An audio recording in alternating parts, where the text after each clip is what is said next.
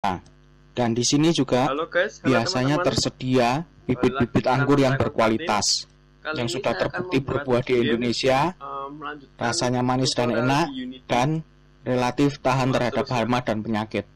Tetapi jika Anda tidak tahu pengepun anggur yang berada di dekat dengan daerah Anda, maka Anda bisa bergabung dengan komunitas-komunitas online untuk budidaya anggur.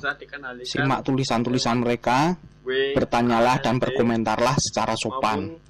Biasanya dengan senang hati mereka akan membantu Anda agar waktu dan uang yang Anda keluarkan tidak menjadi sia-sia. Tips yang kedua, cari tahu jenis anggur apa yang ingin Anda tanam.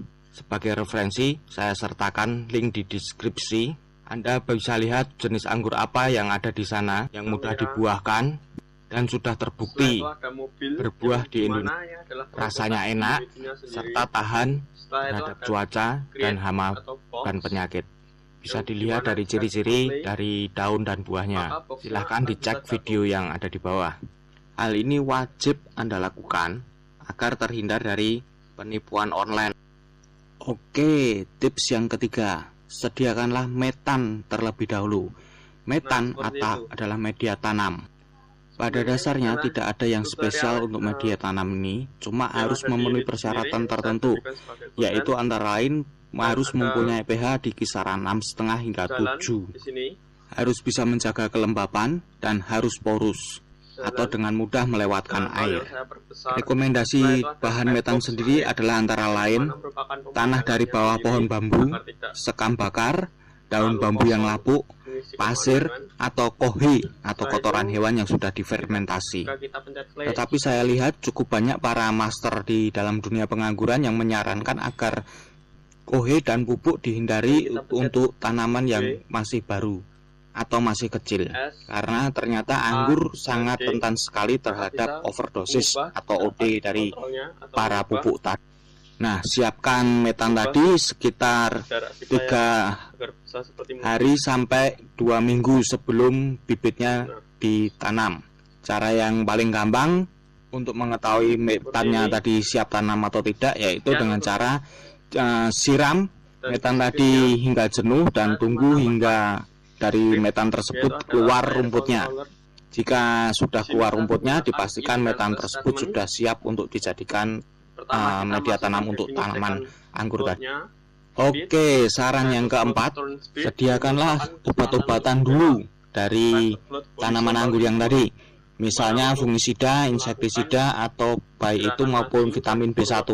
Hal ini sangat disarankan untuk disediakan, karena bila sewaktu-waktu tanaman kita terserang hama, penyakit, atau mengalami kelainan, kita bisa langsung mengatasinya.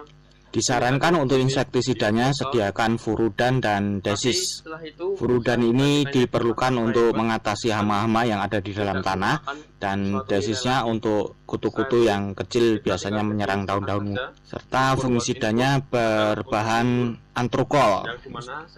Ini diperlukan waktu kita memotong bagian-bagian anggur. Nah, di bagian yang terluka tadi kita beri fungisida dan zat perangsang tumbuh agar tidak ada bakteri yang masuk dan merangsang kecepatan pertumbuhan untuk bibit anggur yang kita punya.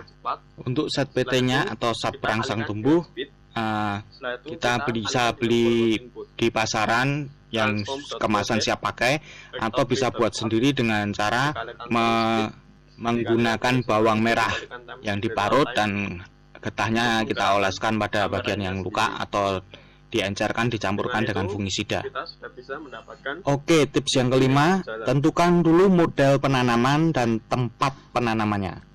Intinya, sediakan dulu tempatnya, baik itu mungkin dalam polybag, planter bag, atau langsung di grounding di tanah.